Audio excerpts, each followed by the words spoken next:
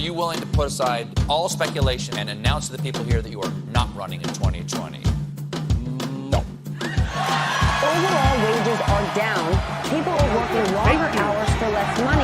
Obama aren't illegal immigrants. African Americans being mistreated in Also society. noting that world leaders laughed at President Trump. Amendment Thanks to the Russian witch president's hunt. trade war. You know what it is? Our new slogan, 2020.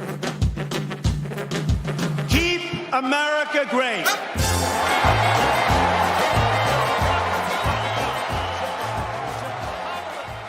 Hello and happy State of the Union week. You're listening to 2020 Vision, the United States Study Centre's weekly look at the 2020 US presidential election and the big issues dominating the campaign. I'm Drew Sheldrick, and this week I'm joined by Professor Simon Jackman, the CEO of the United States Study Centre. Simon was a professor of political science and statistics at Stanford University for 2 decades and is known for his work on public opinion and poll averaging, having partnered with the Huffington Post during the 2012 US presidential election and the Guardian Australia for the 2013 Australian federal election on their pre-polling election analysis. We'll be talking voter suppression and so-called partisan gerrymandering in 2020, but before we do, let's hear a bit of what President Trump had to say in the State of the Union this week. Members of Congress, the state of our union is strong. If there is going to be peace and legislation, there cannot be war and investigation. It just doesn't work that way. Most of the people in this room voted for a wall. But the proper wall never got built. I will get it built.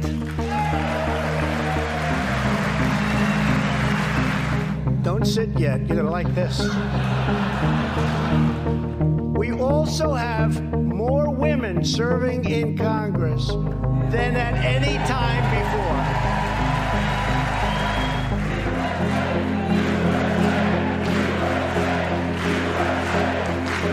If I had not been elected President of the United States, we would right now, in my opinion, be in a major war with North Korea. Chairman Kim and I will meet again on February 27th and 28th in Vietnam. Thank you, God bless you, and God bless America. Thank you very much. Simon, welcome to the podcast. Initial thoughts on President Trump's State of the Union speech? Any surprises there, do you think? For me, it was a way more conventionally presidential speech and one of the more conventional sounding speeches I've ever heard Trump give, frankly. 90 minutes, a ton of content. I covered an awful lot of ground in those 90 minutes. But I just keep coming back to the raw audacity of Donald Trump to be in the political circumstances he is in, having just only, a week or so ago recovered from the government shutdown and having indeed the State of the Union speech delayed by the Democrats. Yes. You'd have no sense that he was, battling politically with an approval rating, in the struggling to break 40. It was a speech that projected strength and a real vision for the United States. And under the circumstances, I actually think it was a pretty important tactic for Trump to go to at this particular point in his presidency. You recently returned from Washington, D.C. yourself. You were there sort of around the US government sort of shutdown and sort of when it ended. What was the mood like in D.C. after such a turbulent month? It was a little odd. There's just a ton of fatigue. Like Trump and the pace of the stories for journalists, for people in the diplomatic corps, for people in the think tank community, business community and lobbyists, everybody in D.C., there's an exhaustion and a fatigue of some, and with that, a desensitization of sorts as well, by the way. But also, I think, an understanding that maybe something had changed, that Trump was now weaker than he'd ever been at any point in his presidency, given the politics around the shutdown, and the way that he was taught a lesson by Nancy Pelosi, and that was perhaps a real takeout. But those two things were unmistakable. One is just this relentless pace of stories and scandal and reacting to things that Trump has treated us all to, frankly, not just Washington, D.C. You were also part of a panel while you were there alongside former US Director of National Intelligence Jim Clapper and Australian Foreign Minister Marise Payne. The event was looking at US-Australian cooperation in the Indo-Pacific region. Was there a common view there among the panel about whether the US was committed to a lasting presence in this region? Yeah, look, on that, I think one of the things everybody keeps coming back to is that in the official doctrinal statements of American policy at the moment, the Indo-Pacific figures prominently, as does a return to strategic competition between great powers, where we've gone from fighting terrorism, counterterrorism and counterinsurgency in the Middle East being the big priorities of the United States government for the last, from 9/11 to 2018. 2018 represented an official break with that and an understanding that the rise of China merits a whole of government response from the United States, and one that Australia was certainly, a signal Australia was certainly looking for with respect to America's China policy. Now, so that is unmistakable. The other thing that's unmistakable, and this has been something I've picked up on a couple of visits to Washington over the last 12 months, is that what you are seeing out of the United States with respect to China now is not Trump-specific. The way it's being played out and the particular policy moves and announcements are Trump-specific, but the strategic mind shift, if you will, the mindset that's now apparent in Washington is across the board. One phrase I heard, and I think there's a slight exaggeration, China doesn't have a friend left in the United States. I think that's overstating it. And as Jim Clapper said in our public session, we're not quite back to a Cold War yet, is what he said. But I think it is not Trump-specific. It's important for Australians to understand that. If Hillary Clinton had become president, yes, we'd have a robust China policy. If some other Republican had won, we'd have a robust China policy. We will have a robust China policy out of the United States if Trump is not president after 2020. It's really important that Australians understand that. And I think the question, though, getting back to your question, is to what extent is the United States willing to spend the money it takes to sustain a very forward strategic posture with respect to China, both in conventional ways that the United States spends money on its military, but also in all the other things. Okay, let's move on to your pet subject. So your expertise, as well as polling and public opinion, centres on political participation and electoral systems. One issue that's going to remain hotly contested and quite controversial in the lead up to the 2020 election is so-called partisan gerrymandering.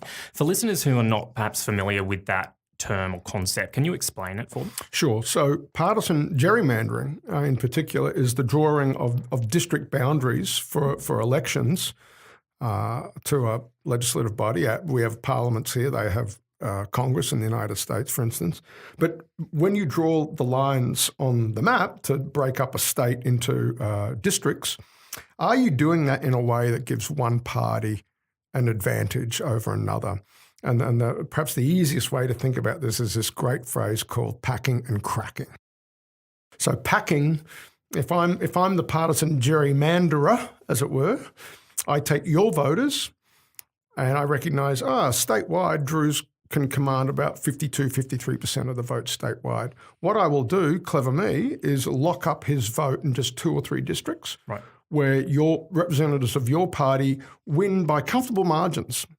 Right, so your majority of statewide vote share is locked up in just a few districts, whereas my minority of statewide support, I get to spread that around. And so in North Carolina, for instance, you can have the Republican Party losing pretty comfortably statewide, 52-48 to the Democrats, so 53-47 even. But still, because of the way the Republicans have drawn the lines, they win 10 seats out of North Carolina's 13 seats. Right. And so doing that deliberately with partisan intent and using all the tools at our disposal these days with good demographic data, computer, map drawing software, GIS, all that stuff, that's the modern face of partisan gerrymandering. Right. How does that differ to, say, redistricting or changing seats within an Australian context? So how do we do it here? It's a great point you bring up. In the United States, in a number of jurisdictions, a number of states, the politicians themselves control the process. Right. So the state legislature, for instance, in North Carolina, signs off on a redistricting plan for that state. And whichever party has a majority in that state legislature typically draws the lines to suit themselves. Indeed, they draw their own lines first of all, and then they draw congressional boundaries. And often, if you've got a governor of the same party as you, the thing goes into law, and it's a bit of a lay down for one side of politics over another. That doesn't hold everywhere in the United States. A few states have done what we do in Australia and have independent commissions do it. And the good news about Australian electoral redistricting is that those independent commissions really are, for the most part, it would seem operationally, do have a lot of independence. Australian political parties from about the early 80s onwards have tended to unilaterally disarm, to sort of a mutual non-aggression pact, that we will not exploit election machinery and election administration in a partisan way. And that has held in Australia, I think, for the most part. And quantitatively, when we analyse Australian redistricting plans alongside American redistricting plans, there's really no comparison.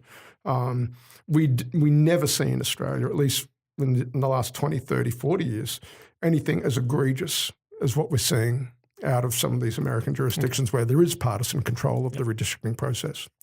In the last few years, you've served as an expert witness for plaintiffs in 2 US federal court cases on this particular issue, including the first successful challenge to partisan gerrymandering in the US in decades. These landmark cases are now before the US Supreme Court. So, I mean, what was that experience like for you? You're a boy from Brisbane. You're suddenly weighing into, how America conducts its elections. What was that like? So it was incredible burden you feel on your shoulders, number one. Right. I remember the North Carolina trial in particular. At the start of the trial, you're in court, right? You're going to be an expert witness in open court. So I'm sitting in the back of the courtroom on the first morning, and it's a 3-judge panel. Right. The 3 judges presiding, and the lead judge basically says, look, we can dispense with all the preliminaries. This is going to turn on what the experts tell us is going on and what they would propose as a definition of partisan gerrymandering and all the rest of it. Well, no pressure. No, exactly. And all the heads just swivel back, and particularly from the plaintiffs who just look and you realise, oh, wow, not much at stake here, just the fairness of American elections. It's a big deal because it raises constitutional questions. The Supreme Court of the United States has said, yeah, partisan gerrymandering is a constitutional question. There's something here for us to mull over, but we don't quite know how to proceed. We need cases to come up to us that lay out a clear set of facts, a clear diagnosis, and even remedies that allow us to deal with this. We can't just deal with it in an ad hoc, one-off way. We need a standard that is clear and can give clear guidance to all the American jurisdictions that still have partisan control of redistricting. And that's a big hill to climb. Yeah. And you're realising you're getting, this is a once-in-a-generation opportunity. And so it's enormously weighty on the one hand. On the other hand, it just felt awesome in that you were given this opportunity to make a contribution. I am a US citizen. I lived, more of my life, not just my adult life, but more of my life in the United States and in Australia. And to have this opportunity to bring my professional training and expertise and skill. Yeah. And then finally the last bit, sort of advocacy, if you will, that being able to deliver it orally in open court. It just felt like this is major leagues. Like this is a lot has been leading up to this moment, sort of decades of my own scholarly attention to this problem. And then the other thing I have to, in answering your question, I can't let this go. the team I was with were just magnificent, including an Australian woman who's a graduate of the University of Sydney, Ruth Greenwood. She has a law degree from here. And like me, she's now a dual national. She's a US citizen. And she kind of knew about me. I think the Australian connection did help as to how I came to be part of the team, to be frank about it. Yeah. But there's not one Aussie, but two Aussies helping lead this fight in the United States. And where, the basic fairness of elections is not a settled matter. It's a fight that goes on in 2018 and 2019. As well as partisan gerrymandering, or perhaps within it, there's also been battles over accusations of racial gerrymandering in the United States over the years. Am I right in thinking that that's a little easier for courts to strike down these kind of attempted changes? Yeah, well, if anything, it goes the other way. Sometimes courts want racial gerrymandering in order to comply with some of the provisions of the Voting Rights Act that minorities have the ability to elect candidates of colour. Yep. And so it's interesting. So courts have taken a different view on that.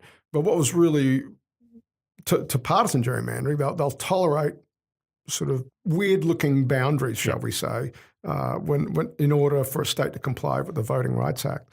What was interesting about the North Carolina plan is that its plan, the state's plan, the Republicans' plan, had been thrown out for being a racial gerrymander.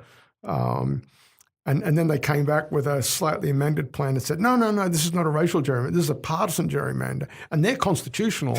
So now the irony there is that when, African Americans are overwhelmingly a Democratic constituency, so it's just like literally changing the names, but functionally the same thing. But it's where the politics of this get very, very tricky for Democrats, frankly, because if you want to ensure you have members of colour in the Congress, politicians of colour in the Congress, an easy way to do that is to pack the black vote into safe districts. Right.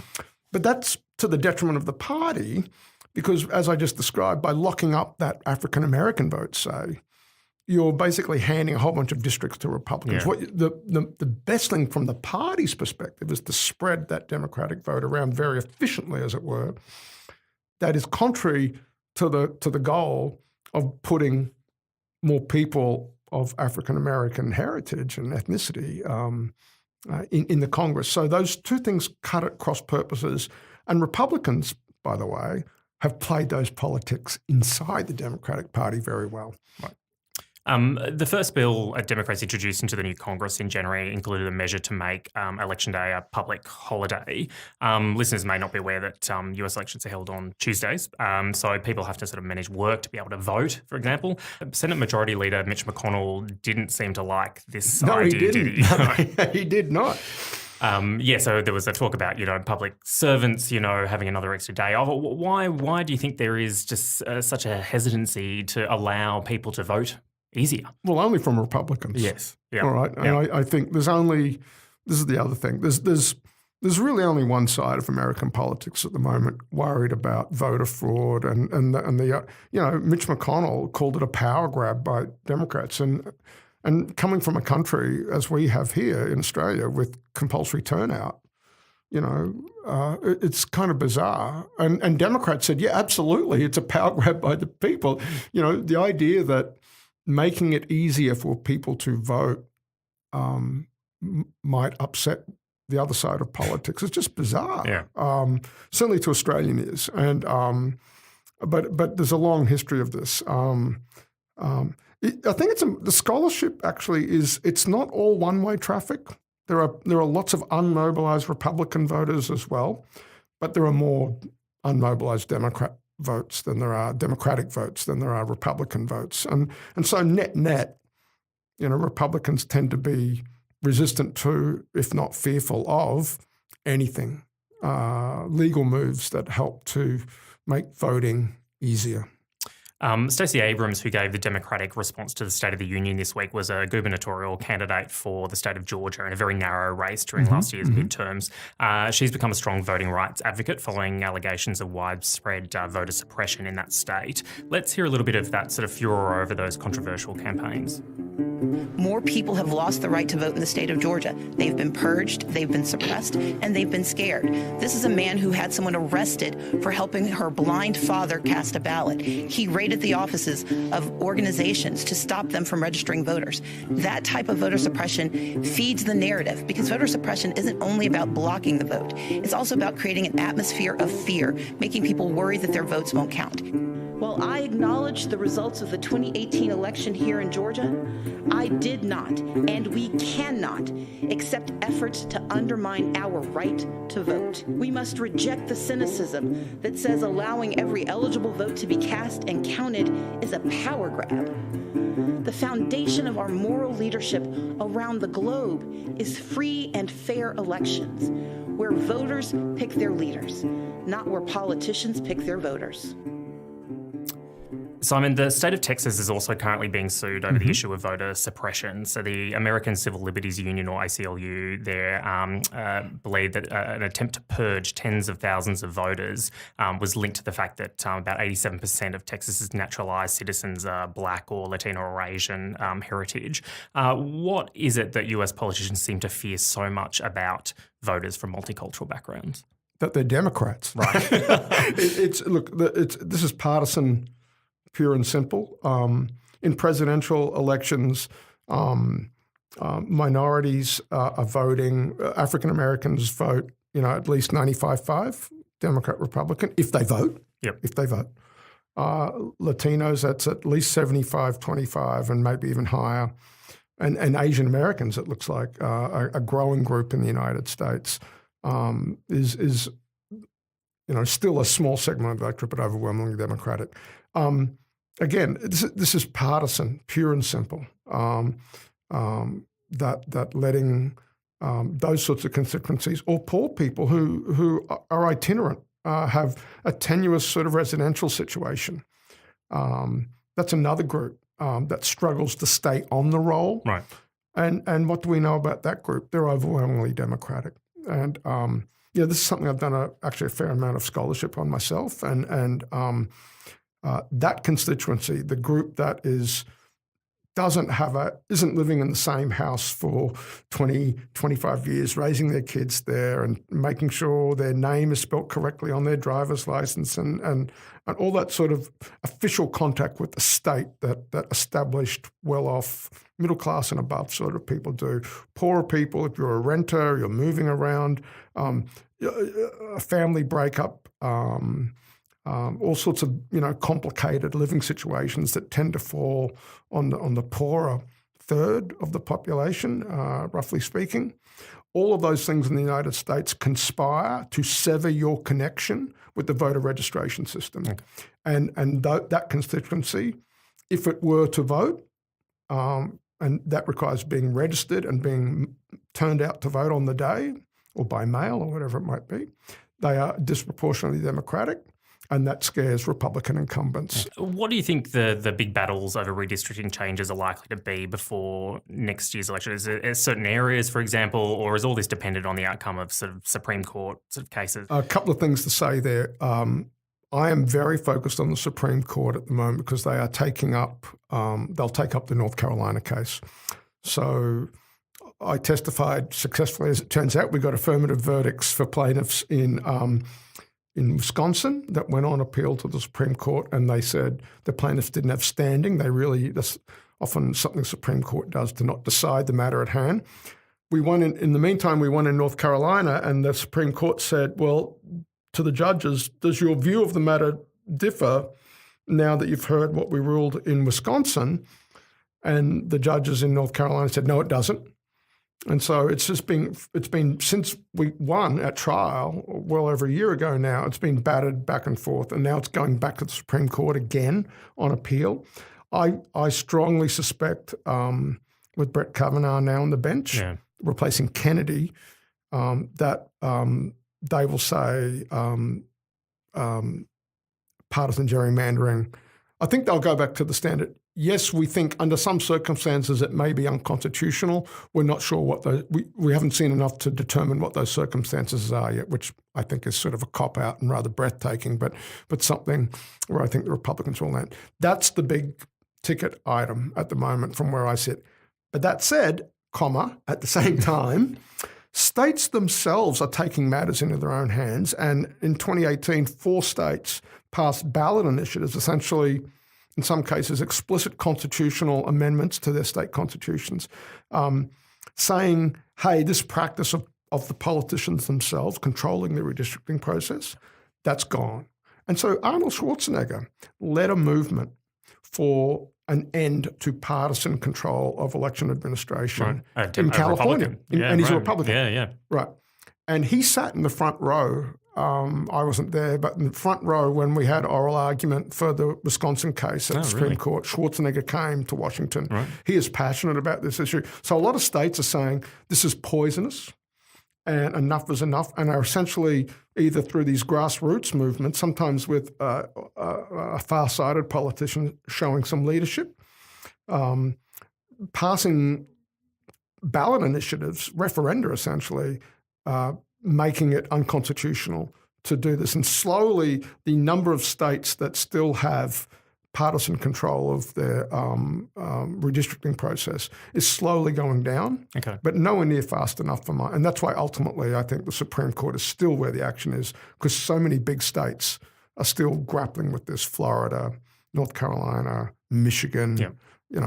Actually, Michigan passed a law, is one of the states that took on board redistricting reform, but it's still a big deal.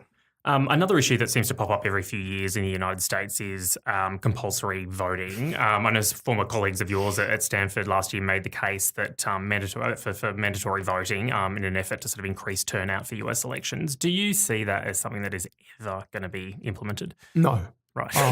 I, as an Australian political scientist in the United States for as long as I was in the United States, I would get asked about this routinely by journalists, by whoever. They're fascinated by it. Yeah. How does it work? And da-da-da-da-da. And one of the things you've got to remind Americans is that compulsory voting in Australia is as much carrot as it is stick. Elections are on a Saturday. It's easy to complete. You can pre-poll. You can, snags and And all the AEC sets up polling booths in the airport. All of that. And moreover, that if you've got a compulsory voting statute on the books, how did it get there? It got there because people, typically both parties, both sides of politics, were encoding a cultural norm. It was already there in the culture that this is sort of something we all should be doing anyway. America is not there. Right? And it's the land of the free, and state compulsion for anything has an uphill battle in the United States. And I think it'd run into a constitutional challenge if one state tried it. I think it'd run flat out into a First Amendment challenge up at the Supreme Court. Simon, we'll leave things there. Thanks so much for joining us today. Oh, Drew, a pleasure. Thank you. We'll be back next week, but in the meantime, don't forget to subscribe to the podcast on iTunes or Spotify, and if you're so inclined, leave us a review as well. And thanks to Bubba Mara Brass Band, Chris Zabriskie, Lobo Loco and Ketzer for their musical contributions this week, and to the University of Sydney's Faculty of Arts and Social Sciences for their studio assistance.